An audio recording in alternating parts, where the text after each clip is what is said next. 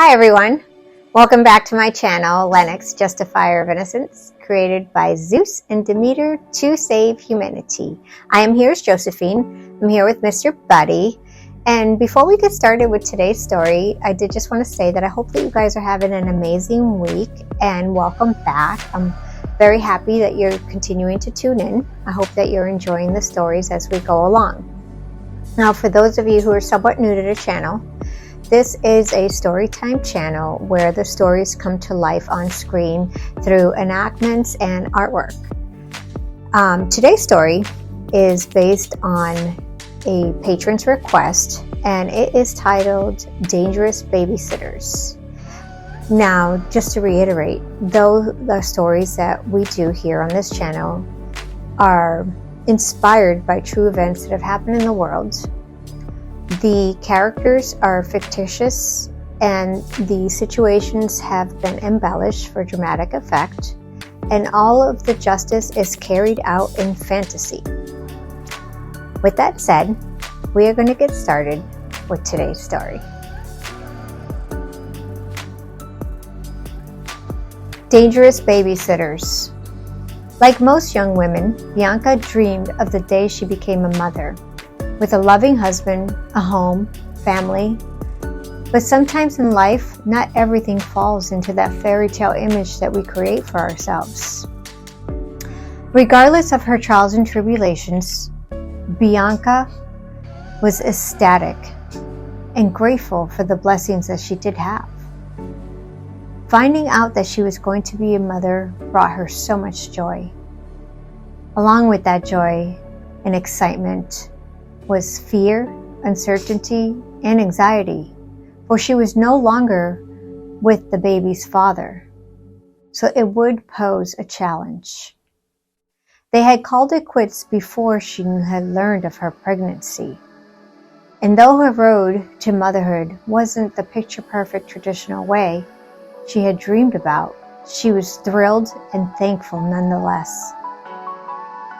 She did all the necessary self-care to ensure that her baby would grow strong and healthy in her belly. Her road would be a tougher one, but she was determined to give her child the most loving, joyful, safe, and welcoming home that she could. This child gave her greater purpose. From the moment she knew she had the miracle of life growing inside of her, their bond grew. Unfortunately, the father did not feel the same. Unwilling to work things out with her, he decided to completely walk away from them both. Bianca was on her own. But that's okay, she thought.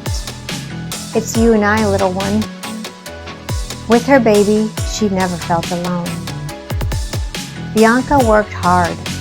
She set up a nursery and got everything she needed to welcome her baby into the world. The day finally came. While sipping on non-decaf tea, she suddenly felt a puddle. She looked at the bottom of her teacup thinking there must be a hole, when she realized, uh-oh, it's time. She called her friend and off to the hospital they went. After a few grueling hours, she experienced the greatest euphoric love imaginable as she held her baby girl in her arms. Every day that passed, Bianca fell more and more in love with her baby. She never wanted to leave her side. But not all was roses and rainbows. The cost of caring for a child is astronomical. The food, the medical, diapers, it was adding up quick. Bianca knew that she would have to return to work soon in order to continue to provide her miracle life a nice home. Like most single mothers, money was tight. Bianca didn't have the luxury of hiring a nanny, and not having family in the area gave her limited choices. She needed to find good childcare at an affordable price. Her friend had informed her of a county-approved childcare providers that are vetted properly and are reasonable in costs. With her trust in the system, she placed her precious little miracle in the care of a woman that was approved by the county. It pained her to have to leave her infant of just a few months, but not having a support system close by, she didn't have much choice. Off to work Bianca went to earn money to provide for her child. And then it happened. A mother's worst fear realized. A phone call. Your child is unresponsive. The words rang in her eardrums. Bianca dropped everything, rushing to the hospital. Her precious baby girl, her purpose in life, her love, had passed away in her arms. She could not be saved. Words cannot begin to describe the pain and the trauma that she was experiencing. To have gone through 10 months of feeling your child grow inside of you, protected by your body, the pain of childbirth, the joy of feeling her first breath, hearing her first cry. Her joys of motherhood had just begun, only to have been ripped away in an instant. So what happened, you asked? The autopsy reports show that she had choked. A milky white substance was found in her throat. How long was that infant left unattended? No cameras? Was there a baby monitor? If you hear an infant choking, wouldn't common sense tell you to run to that child? And why was she left unattended at just a few months of age? These are all questions that have been left unanswered. The babysitter neglected this child in her care, and the result was death. Devastated, Bianca she needed answers, and she demanded justice. But it was to little avail. Upon further investigation, it was discovered that this county-vetted childcare professional had multiple infractions, multiple parent complaints of child mistreatment. Yet the county allowed this dangerous babysitter to continue mistreating children under her care. They refused to hold her accountable, refused to pull her license. By doing so, her reign of terror on children continued for many years to come. Multiple children were mistreated prior to Bianca's beautiful baby girl's loss of life, and many more afterwards, all unpunished, until now. Amalia brought the case to Lenox's attention. This infuriated Lenox. If the system won't deliver justice, then I will, Lenox said. This woman not only caused a loss of life, but she caused irreversible damage to children, and those are only the ones that we know of. She not only caused the life of a precious baby girl, but for Bianca as well. Bianca has never been the same. Her pain is as real today as it was 9 years ago when it happened. Unable to maintain any type of relationship, the guilt of feeling that she had put her baby in harm's way ate her alive. Her grief had consumed her essence, leaving Bianca a shell of who she once was. This cannot go unpunished. Lenox vowed to get justice for the innocent when she had learned of her powers. She will not only seek this perpetrator out, holding her accountable for her wicked ways, but she is going to find out who was responsible for allowing her to continue terrorizing kids with a license. The people in charge at the county will not go unpunished. Amalia searched all the records, going back to her first complaint. Lenox took this information, setting off to find this dangerous and wicked woman posing as a childcare provider. Lenox arrived at the woman's door and knocked. She had locked herself inside when she saw Lenox at the door. Like a coward. "Come out," Lenox demanded. The woman yelled back, "Go away. I have done nothing wrong." This only made Lenox become more infuriated. She ripped that front door off with her bare hands, throwing it across the lawn.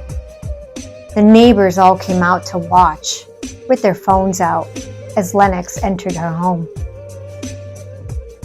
The woman had the nerve to say, "I'm going to call the police." Lenox surged. The power blinded the entire neighborhood. The wretched, evil woman fell to her knees, dropping her phone. She was foaming at the mouth, choking, the same way the precious baby girl did. The terror she inflicted on those innocent kids, the physical pain, the fear she caused, the post-traumatic stress, she was living through all of it. Oh, but such evil. Though she was feeling all the awful acts and pain that she had inflicted on them, she refused to repent. She began to feel the pain that Bianca had lived through. The loss, the guilt, the years of grief were compounded on top of all of the children's nightmares.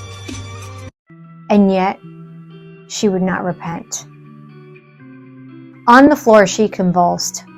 No sign of remorse. Zero accountability for her horrific actions. 50 complaints of child mistreatment. 50 that were reported. So imagine the amount that went unreported. And yet nothing but denial. If the system won't deliver justice, then I will, Lenox thought to herself.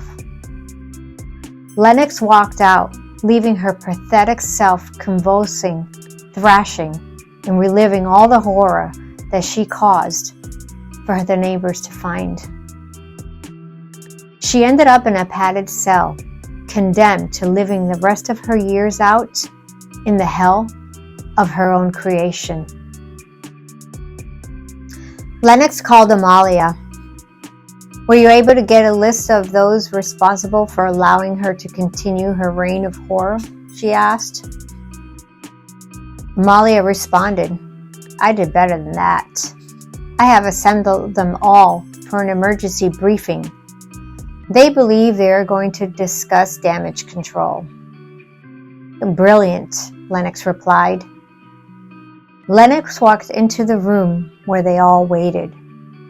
Today is a day of retribution, she thought. After they relived the pain, the harm, the emotional and physical scars their inaction imposed on those innocent children, seeing, feeling firsthand the wrong of their ways, they repented. They not only realized the damage that their inaction caused, but they began to take active steps towards redemption. They collectively put their admissions of fault together to aid the prosecution in the case. Though justice is being served, it doesn't bring back Bianca's precious baby girl. But it did, however, alleviate some of her pain.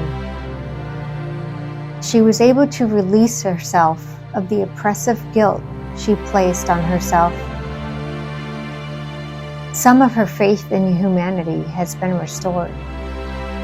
Bianca channeled her pain into strength, calling for reform from the county child care services, in hopes that no other parent no other child will suffer the same type of tragedy. So that is going to conclude this week's story titled Dangerous Babysitters. I hope that Bianca gets the justice that she deserves and that she can heal and be able to live a more normal, prosperous life. As well as for any parent who has ever had to suffer this type of injustice done to their child. I also pray for the healing of any kids who have ever had to go through any type of mistreatment at the hands of an adult. When I first got this story requested, I was a bit reluctant to create a story for it because of the sensitive nature of it. And the sadness of it is very consuming. I couldn't imagine being a parent having to receive that phone call, or the fear that these little kids are going through when there's an adult that they're supposed to trust hurts them. Can't imagine that. After looking into these cases and just looking up some of the statistics, 19% of kids who have fatalities due to mistreatment are caused by people from outside the household, whether it be babysitters, a neighbor, somebody outside of the family circle. The majority actually come from the parents or a relative. It's alarming, to say the least. I believe that collectively as a society, we need to do better when it comes to the protection of kids. They are innocent, they're pure, and they're our future. And whether you're a parent or not, it is our responsibility to ensure that we can create a safer world for these kids. I wish them much healing to any innocents that have been harmed, and to those parents who have suffered a loss, and to Bianca. So next week, we're going to continue with Lenox's journey and her mission to save humanity with her team. So you'll want to make sure you come and stay tuned for that and enjoy the adventures. Also, if you have any other stories that you would like me to create some fantasy justice for, feel free to email me and I'll be more than happy to create a story for you. Now, I hope that you all will have a safe and fun weekend up ahead. And as always, please take care of yourselves. Take care of your kids. Thank you guys so much for watching. God bless.